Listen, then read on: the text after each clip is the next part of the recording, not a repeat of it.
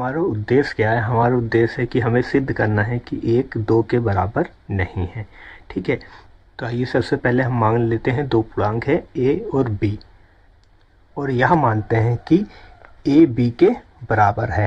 ठीक है, अब मैं यह करता हूँ कि इस समीकरण को दोनों पक्षों में मैं a से मल्टीप्लाई कर देता हूँ। तो आइए कर देते हैं, a into a equal to a into b. तो यहाँ हमारा ए स्क्वायर आ गया, यहाँ आ गया हमारा ए बी। क्लियर है? यहाँ तक समझ में आ रहा है? अब मैं क्या करता हूँ कि इस समीकरण में दोनों तरफ बी स्क्वायर घटा देता हूँ, तो हमारे मान में परिवर्तन नहीं होगा, ये हमें पता है। चलिए घटा लेते हैं, a square minus b square बराबर a b minus b square.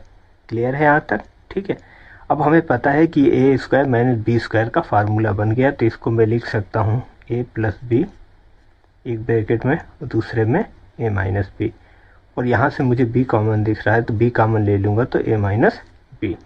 Clear है? ठीक है, यहाँ हम देख रहे हैं ए माइनस बी से कट जाएगा, काट दीजिए। यहाँ बचा A plus B equal to B. तो हमने माना है कि ए का मान बी के बराबर है, तो मैं अगर एक ही जगह बी रखूँ तो रखूँगा b plus B equal to B, तो 2b equal to b. B से बी कट गया तो 2 बराबर 1। तो यहाँ प्रूफ हो रहा है कि 2 1 के बराबर है। ठीक है, और हमें सिद्ध करना था कि सिद्ध कीजिए कि 1 2 के बराबर नहीं है। तो आपने देखा इस कैलकुलेशन में मैंने कहाँ गलती की है, जिसकी वजह से 2 1 के बराबर है, ये प्रूफ हो गया है, जबकि आपको पता है कि 2 1 के बराबर नहीं है। ठीक है, तो मैंने यहाँ पर कहाँ गलती की है जिसकी वजह से ये ऐसा हुआ है।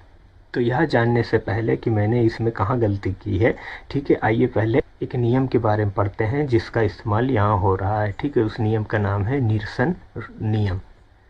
इस नियम में कहता है कि अगर 3 पूर्णांक हो a, b और c, और a इंटू बी बराबर हो a इंटू सी के, और a का मान जो हो वो 0 के बराबर नहीं होगा, तो हमेशा b बराबर c, तो b c के बराबर होगा।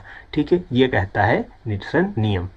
तो आइए देखिए, यहाँ पर हम देख रहे हैं कि a plus b into a minus b है और equal to b into a minus b है।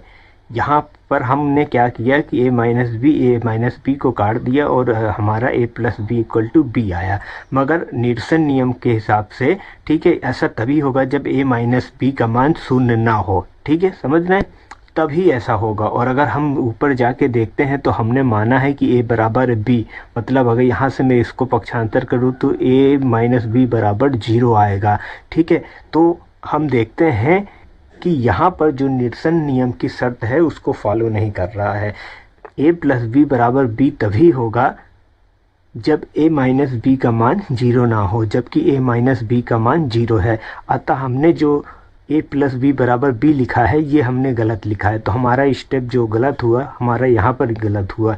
इस वजह से हमारा 2 बराबर है 1 के आ गया। ठीक है, अन्यथा हमारा 2 1 के बराबर नहीं है, यही आता। तो अतः सिद्ध होता है कि 1 2 के बराबर नहीं है।